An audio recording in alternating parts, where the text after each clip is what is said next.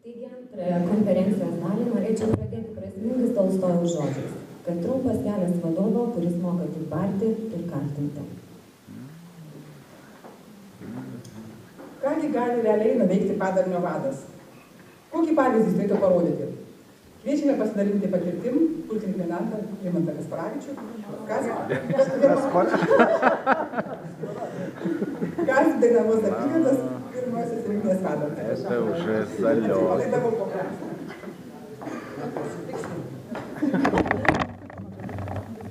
Kągi, gerbėjai kolegos, tikrai sveikinu jūsų 5 metų jubiliejų. Tikrai ačiū, kad jūs esat, kai mums gerai ir kai mums sunku. Labai dėkui jums už tai, už paramą, kurią gaunam iš jūsų.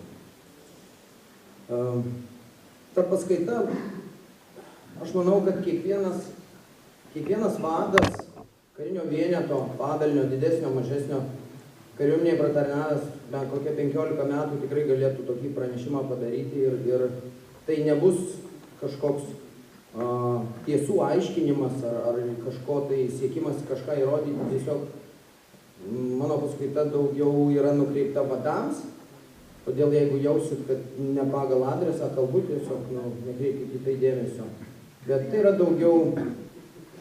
daugiau pasidalinimas savo mintim ir savo patirtim. Tai apie save labai trumpai pagrindinės baigtos mokymo įstaigos, kursų, kurselių visokios.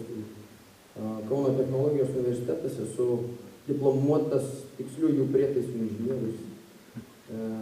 Pagal šią specialybę taip niekada neteko dirbti. Lietuvos karo akademija ir Baltijos gynybos koledžas Estijoje.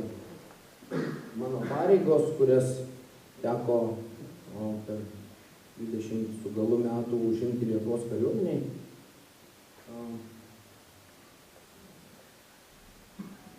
Įvairiausios ir mano tikslas, kaip ir minėjau, pasidalinti savo mintimis, kaip vadas,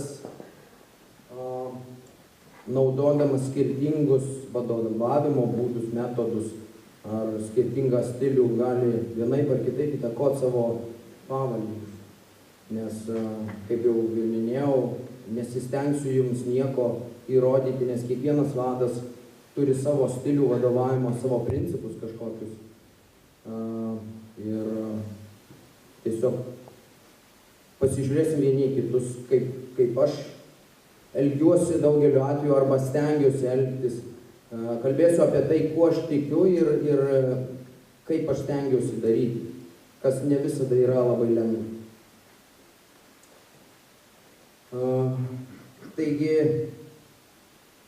šiek tiek paskaitysiu, kad nenukrypčiau nuo laiko rėmų. Pabandysiu vieną kitą pavyzdį pateikti.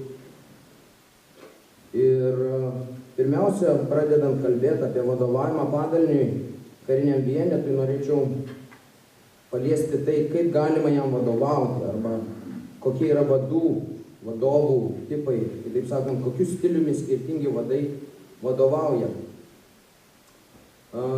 Ir paskutiniu metu ta lyderystė yra labai toksai arkliukas daugelio žmonių ir yra kaip ir madinga, beveik populiaru, dažnai minėta žodį ir yra prikurta visokių teorijų įvairiausių ir daug dalykų, bet man asmeniškai labiausiai patinka JAV teoretikų gimusių dar prieš Antrą pasaulinį karą, Roberto Blake'o ir Jane's Mouton gimusių prieškarį ir dar 1985 metais paskelbusių savo taip vadinamą vadovavimo tinklelį. Jo esmė yra ta, kad pateikiant atitinkamus klausimus renkami taškai ir pagal surinktus taškus dvimatėje koordinačių sistemoje nustatomos taško koordinatės, kurios ir parodo, kokio tipo yra lyderis ar kokio tipo yra vadas. Taigi, pagal Blake'o ir Mouton vadovavimo tinklelį yra keturi vadų tipai. Taigi, pirmas tai yra autokratas. jis yra orientuotas į uždavinį ir visiškai neorientuotas į žmonės. Kaip matot, koordinačių sistema yra dėmesys, X ašy dėmesys uždaviniui ir Y ašy dėmesys žmonėms. Taigi autokratas yra neorientuotas į žmonės. Tokio tipo lyderiai yra labai orientuoti į uždavinio vykdymą, todėl jie labai spaudžia pavaldinius. Jie labai mažai arba visiškai nebendradarbiauja ir nebendrauja. Tokie lyderiai turi tokius charakterio bruožus. Jie labai laikosi laiko ašies, jie siekia, kad pavaldiniai darytų tai, kas jiems pasakyta, neklausdami ir nediskutuodami. Jei kas nors nepavyksta, jie ieško, kas yra kaltas vietoj to, kas yra ne taip ir kaip tai pakeisti. Jie yra labai netolerantiški tam, ką jie laiko nuomonių skirtumų, nors tai gali kieno nors būti kūrybingumas. Jų pavaldiniams yra sunku prisidėti prie bendro reikalo ir tobulėti. Kitas tipas yra visuomenininkas. Jis yra priešingybė. Tai yra lyderis orientuotas į žmonės ir neorientuotas į uždavinį. Toks lyderis daugiausia naudoja skatinimų taktiką, kad išlaikytų discipliną ir paskatintų komandą pasiekti tikslų. Priešingai, jie yra beveik nepajėgūs panaudoti baudžiamuosius ir prievartinius teisėtus veiksmus. Šis neįgalumas ateina iš baimės, kad panaudojus tokias priemonės bus sugadinti geri santykiai su pavaldiniais komandos nariais. Trečias tipas yra menkysta. Jis neorientuotas nei į uždavinį, nei į žmonės. Tai lyderis, kuris naudoja tokią taktiką, deleguok ir išnyk. Tokį vadovavimo stilių. Kadangi yra nenusiteikę nei uždavinio įvykdymui, nei komandos palaikymui, tai iš esmės jie palieka komandai daryti tai, ką ji nori, o pats mieliau atsiskiria nuo komandinio darbo. Na ir žinoma, tikrasis lyderis arba komandos lyderis, jis yra orientuotas tiek į uždavinį, tiek į žmonės. Tokio tipo lyderis vadovauja asmeniniu pavyzdžiu ir stengiasi puoselėti komandinę dvasią, kurioje kiekvienas komandos narys galėtų pasiekti aukščiausią savo potencialą ir kaip komandos narys, ir kaip asmenybė. Jie skatina savo komandą pasiekti tikslų kaip įmanoma efektyviau, tuo pat metu nenuilstančiai dirbdami, kad sustiprintų ryšius tarp komandos narių. Paprastai jie suformuoja ir vadovauja pačioms produktyviausioms komandoms. Aišku, kad kiekvieno lyderio siekiamybė yra tikrasis lyderis arba komandos lyderis, tačiau nereikėtų atmesti ir kitų trijų. Tam tikrose situacijose pirmieji 3 vadovavimo stiliai taip pat gali būti sėkmingai naudojami. Pavyzdžiui, imituodamas menkystą, jūs suteikėte savo komandai įgauti pasitikėjimą. Būdamas autokratas, jūs įskiepijate disciplinos jausmą nemotyvuotiems pavaldiniams.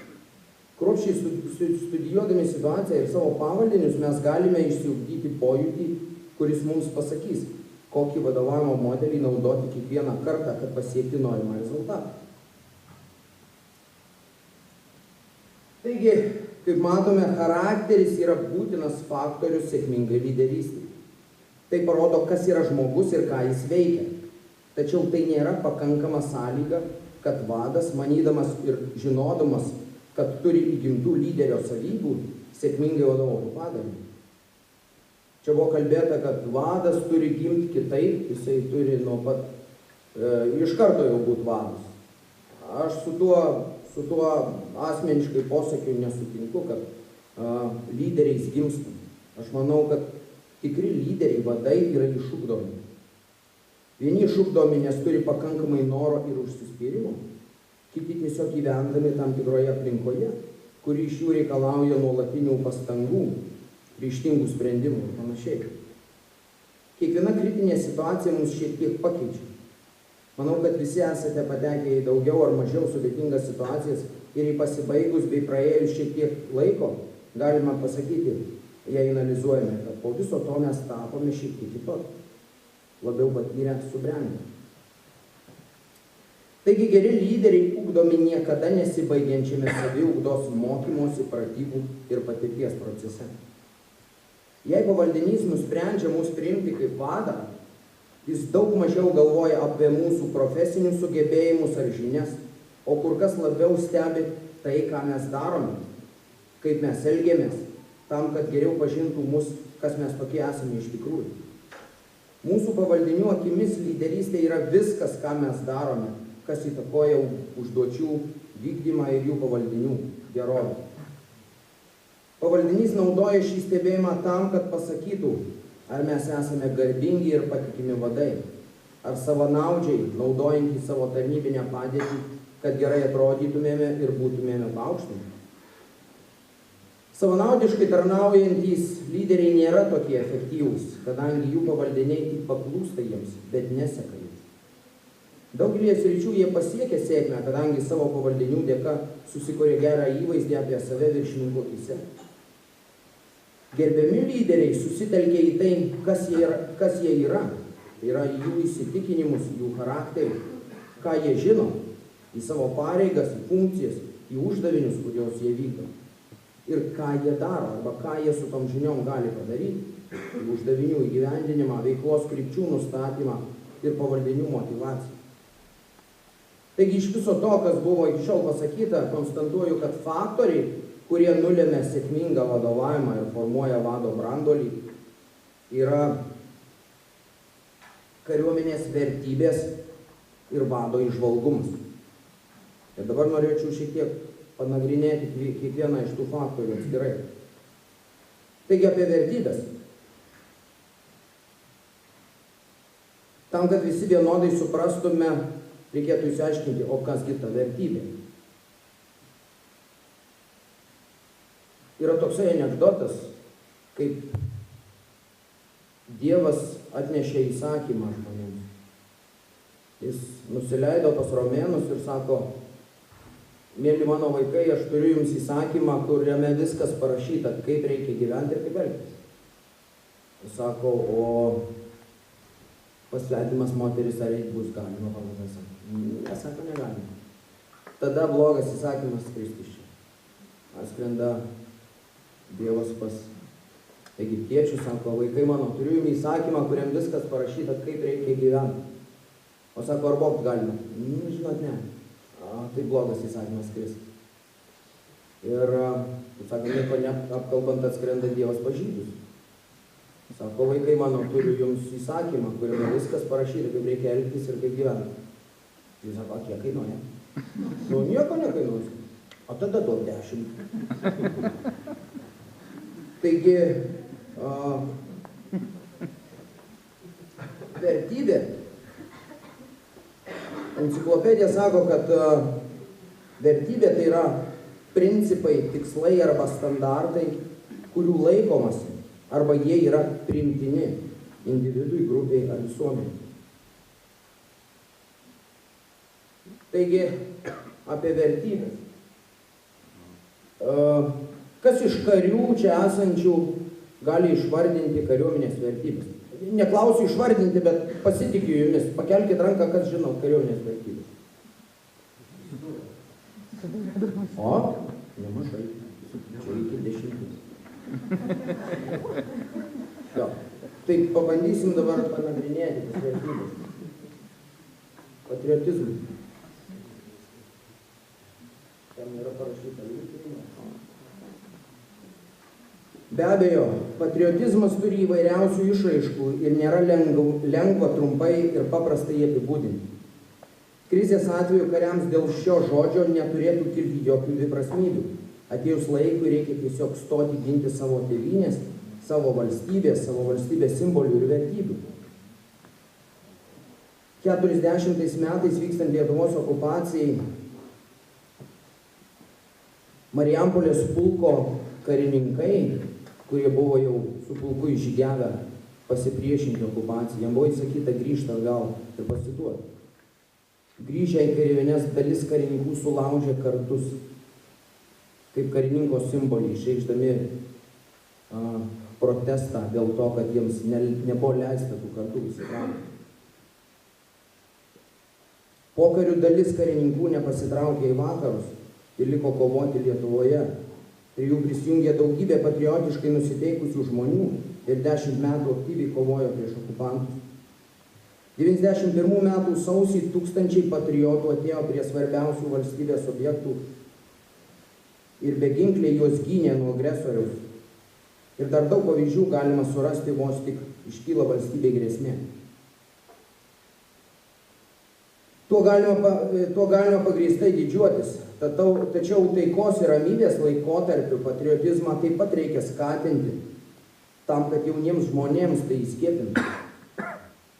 Vadovaujant vienetui, tai yra be galo svarbu, kad pavaldiniai aiškiai suvoktų ir matytų, kad vadas ne tik sako jaudinančias kalbas valstybinių švenčių metu, bet ir pats tuo gyvena.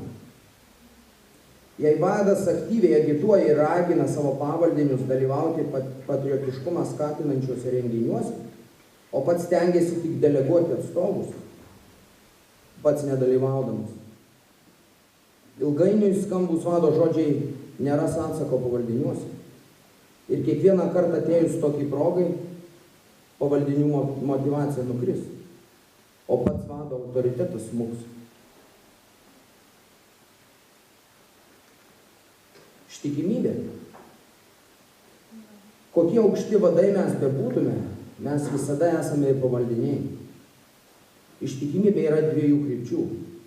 Pavaldiniai turi būti ištikimi savo vadams, o vadai savo pavaldiniams. Pavaldiniai turi žinoti, kad su jais visada bus tinkama elgiamasi, niekada nebus piknaudžiaujama, kad vadas visada tinkamai ir teisėtai išreikš savo reikalavimus ir rūpinsi savo pavaldiniais. Jei susirgo pavaldinio vaikas, ištikimas vadas visada paleis pavaldinį į namus, net jei jis ir turi svarbių užduočių. Juk žinome, kad jei asmeninėme gyvenime karys turi problemų, jo tarnyba taip pat nebus efektyvi. Tokioje situacijoje suteikdamas laisvą dieną vadas užsitarnaus pavaldinio ištikimybę. Pavaldiniai privalo būti lojalūs savo vadams, o ištikimybė vadui yra dovana, duodama tada, kai vadas to nusipelno. Pavaldiniai, kurie tiki savo vadais ir yra jiems ištikimi, stovės kartu, nesvarbu, kokia sudėtinga būtų situacija. Be abejonės stipriausiai įsipareigojimai gimsta, kai vadovaujama mūšiui. Nors mūšis suteikia patį stipriausią tarpusavio ryšį ir įsipareigojimus, visgi ištikimybės pamatai turi būti padėti jau taikos metu. Kitaip, atsidūrus mūšyje, padalinys patirs didelių nuostolių. Pasiaukojimas. Kiekvienas karys privalo būti pasirengęs paaukoti savo gyvybę, jei to reikės. Visi žinome partizanų vadą Juozą Lukšą Daumantą, kuris sugebėjęs 2 kartus prasiveržti iš okupuotos Lietuvos į vakarus, sukūrė ten šeimą ir vis tiek galų gale viską paaukojo, kad grįžtų į Lietuvą ir žūtų už savo kraštą. Tai yra aukščiausias pasiaukojimo laipsnis, koks be gali būti. Kasdienėje tarnyboje pasiaukojimas toli gražu nereiškia žygdarių. Tačiau visgi kasdienė tarnyba iš mūsų reikalauja tam tikro lygmens pasiaukojimo. Mes aukojame savo šeimų gerovę, būdami išrotuoti ir tik savaitgaliais grįždami į namus. Mūsų kariai, savanoriai aukoja savo asmeninį laiką, savaitgalius, ateidami pas mus ir mokydamiesi ginti tėvynę. Mes vadai turime rodyti pasiaukojimą ir negailėti savęs. Tai labai daug reiškia vadovaujant vienetui ir karių moraliai. Nors kariuomenė ir tautos poreikiai iškeliami į pirmą vietą, tačiau tai visai nereiškia, kad šeima ar asmeniniai poreikiai galėtų būti ignoruojami. Jei taip atsitiktų, tai susilpnintų tiek patį karį, tiek visą kariuomenę.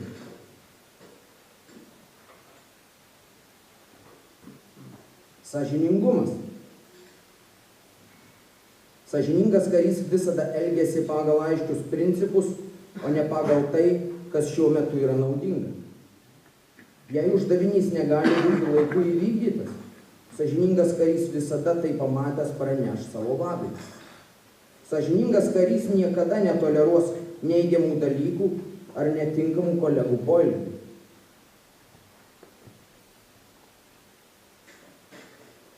Vienam dalinį vieno padalinio vadas pradėjo išnaudoti savo pavaldinius, savo nuosavo namo aplinkos tvarkymu. Galbūt versdamas, galbūt darydamas kažkokias nuolaidas savo pavaldiniams. Dauguma karių su tuo susitaikė ir tiesiog toleravo. Gal nenorėdami gadinti su kolega santykių, gal tiesiog neturėdami pakankamai drąsos. Tik vienas karininkas, būdamas iki galo sąžiningas, informavo vadą apie tai. Buvo pradėtas tarnybinis patikrinimas ir tai buvo užkirstas kelias nesąžiningiems padalinio vado veiksmams, kurie vėliau galbūt būtų turėję kur kas didesnės pasekmes.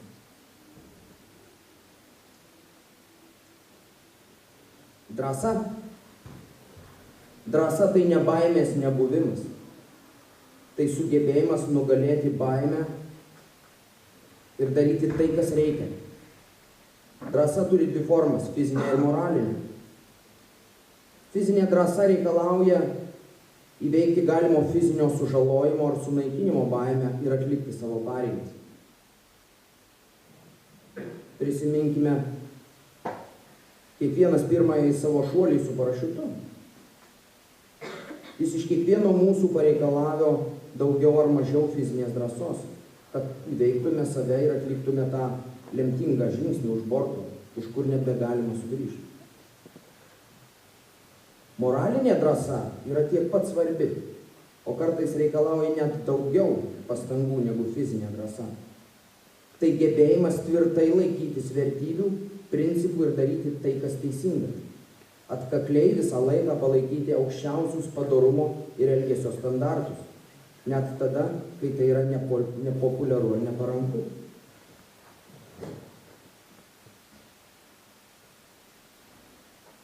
Kartą į metus kiekvienas vadas ar viršininkas mes atestuojam savo pavaldinius. Ir tų atestacijų metu mes privalom pravesti pokalbį su savo pavaldiniais apie tai, kaip jiems sekasi tarnyba. Ir per tuos pokalbius mes privalome turėti pakankamai drąsos kariui išdėstyti jo silpnąsias vietas ir trūkumus nepakeltų tonu, kas yra pakankamai lengva ir tai toli gražu nėra drąsa. Bet ramiai išdėstyti jam jo trūkumus ir galimus sprendimo būdus. Taip mes jam parodysim pagarbą ir nepažeminsim. Man yra tekę daryti pavaldinio atestaciją ir pavaldinį įvertinti nepatenkinamai. Ir pavaldinys su to sutiko. Jis sutiko su visais argumentais. Aš turėjau tam pokalbiui atitinkamai pasiruošti, pastudijuoti gerai savo pavaldinį ir tiesiog pasisodinę su juo ramiai pasikalbėti apie jis. Ir jisai su visko sutiko, su neigiama savo atestacija.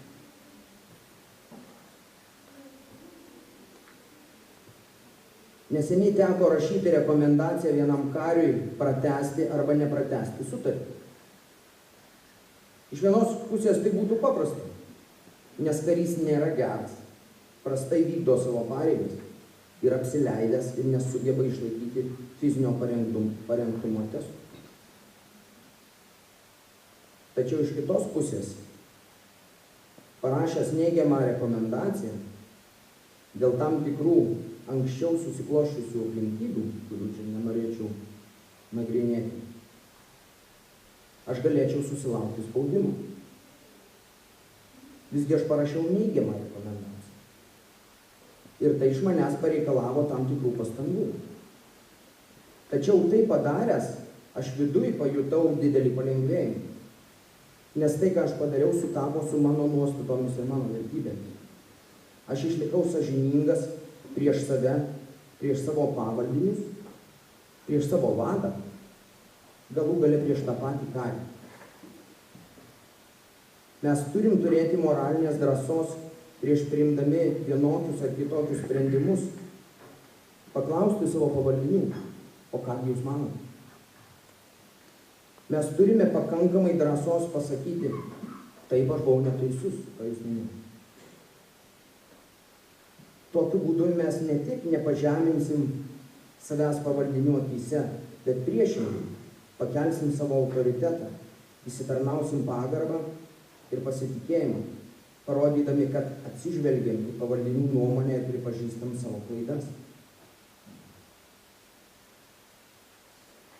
Tarnaujant misijoje vienas danų kolega iš Gelmando provincijos pietinės pasakojo, kaip jų patrulis važiuodamas pateko į pasalą ir sprogus šarvuočiui prispaudė vieną karį.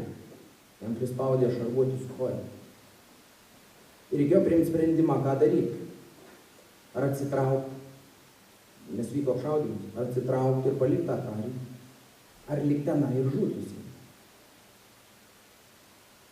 Ir jų paramedikas ant kelio nupjovė tam karį koją per kelią. Ir jį išgelbėjo. Kiek reikėjo fizinės ir moralinės drąsos tam karį. Bet kaip po to išaugo kitų karių pasitikėjimas vieni kitais.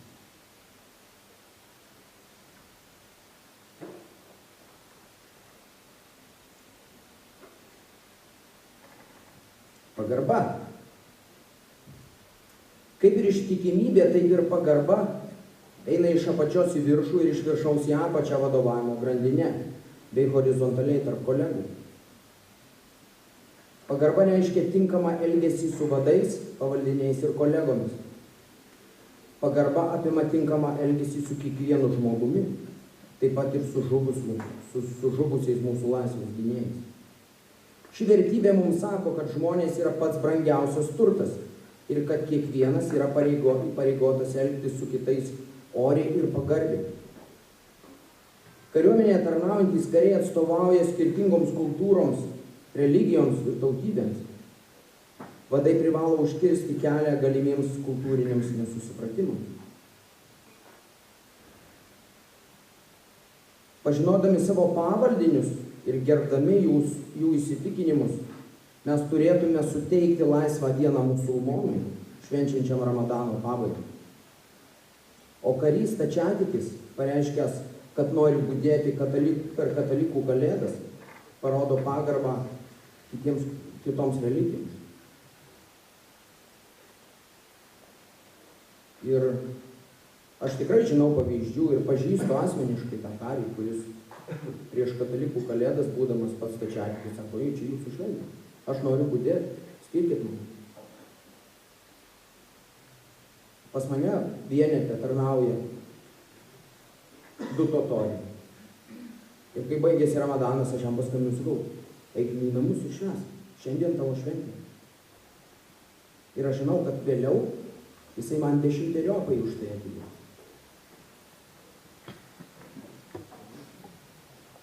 Garbė, Donatai, kur tu?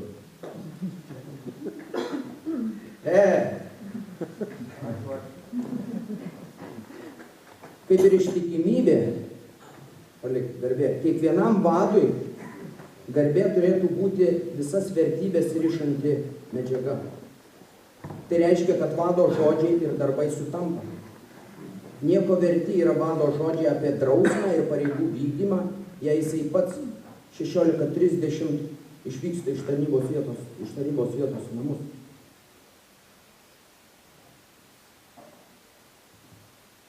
Atliekant misiją Afganistane žuvo vienas mūsų karys. Po šio įvykio keletas karių pareiškė, kad nebenori daugiau tarnauti misijoje. Ir pareikalavo, kad juos išsiųstume į Lietuvą. Jie akivaizdu, kad pasielgė labai negarbingai tiek žuvusio kario, tiek visų likusių misijoje karių atžvilgių. Tačiau turiu paminėti, kad po viso to praėjus daugiau nei 3 metams, netyčia prekybos centre sutikau vieną iš jų kažkur tarpdury.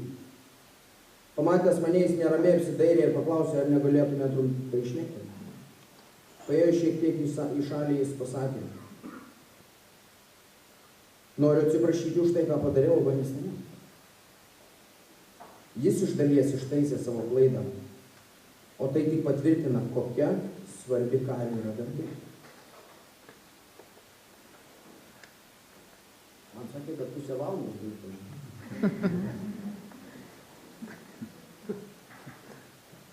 Principingumas. Tai charakterio savybė atkakliai siekti užsibrėžto tikslo ir laikytis vertybių. Nepakanka pavaldiniams išdėstyti savo planus, kryptis ir galutinį tikslą. Reikia nuolatos tai priminti vienaip ar kitaip kontroliuojant. Kaip laikomasi nustatytų krypčių ir siekiama užbrėžto tikslo. Tai nusistatymas nedaryti kompromisų su savo sąžine. Kartais neprincipingumas gali pasireikšti visai atrodytų nežymiuose dalykus. Kai vadai palaiko draugišką atmosferą kolektyve, pavaldiniai kartais pradeda manyti, kad vadai yra jų draugai, o gal anksčiau yra užėmę lygiavertės pareigas ar buvę kolegomis.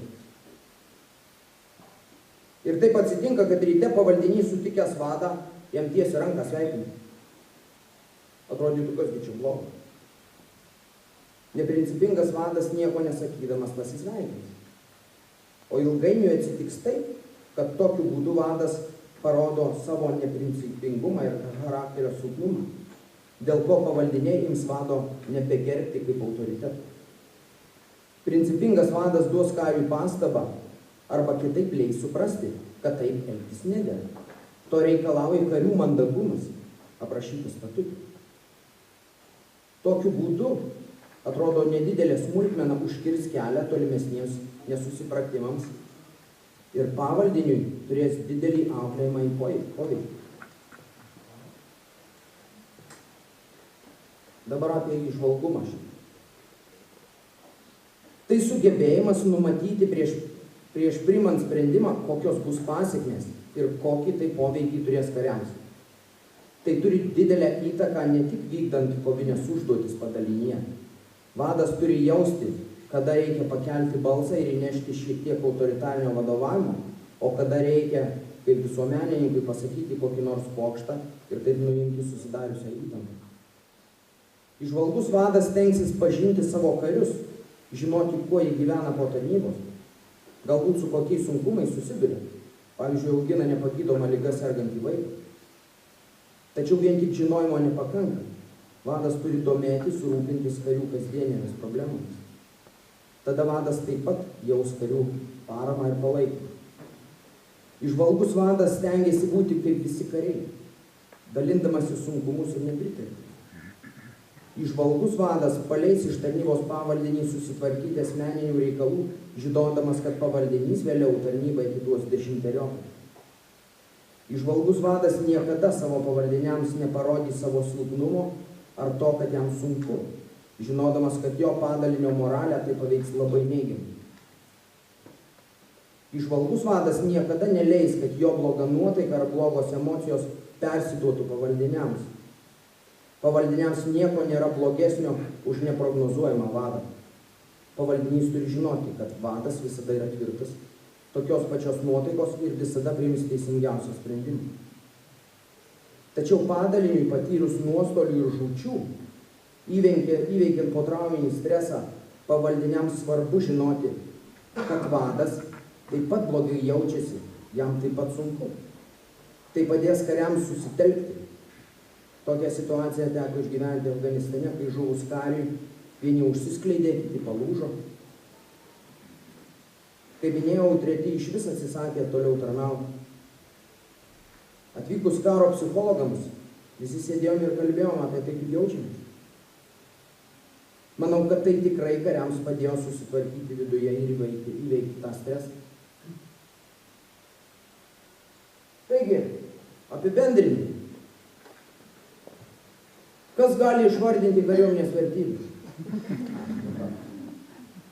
Taigi, tam, kad sėkmingai vadovauti padaliniui, kariniam vienetui, reikia atrodytų labai nedaug. Tiesiog vadovautis vertybėmis, gyventi taip, kad žodžiai nesiskirtų nuo darbų ir turėti įžvalgas. Tačiau visa tai ateina per ilgą, niekada nenutrūkstantį gyvenimo ir saviugdos procesą. Pabaiga. Ačiū.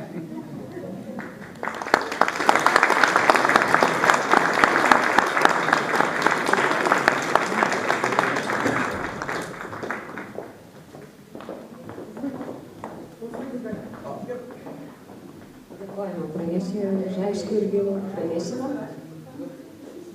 Yra komentaras. Kai Lietuvoje kiekvieno padalinimo vadas galės taip kalbėti, Lietuva kariuomenė bus nenugalima.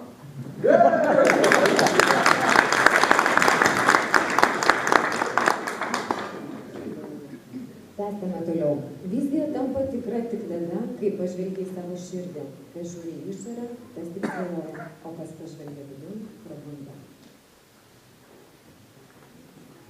Ar sunku kariauti tokiame vienete kaip specialiosios operacijų pajėgos? Kaip manote? Kaip pavyksta vadovauti tokiem kariam, juos uždegti, suburti?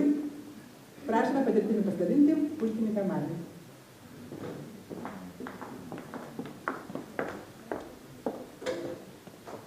Labą dieną. Ačiū už tą suteiktą galimybę. Iš tiesų, keistai jaučiuosi, kadangi mes paprastai esam po tokia konfidencialumo skraistę ir mažai šnekam apie specialių operacijų pajėgas. Tai yra įtakota ir įstatymo apsaugos, saugumo, informacijos apsaugos įstatymo ir taip toliau. Bet slaptumo specialių operacijų pajėgose iš esmės yra labai mažai, patikėkit. Yra labai maža dalelė, ko mes negalim pasakoti. Visa kita yra atvira.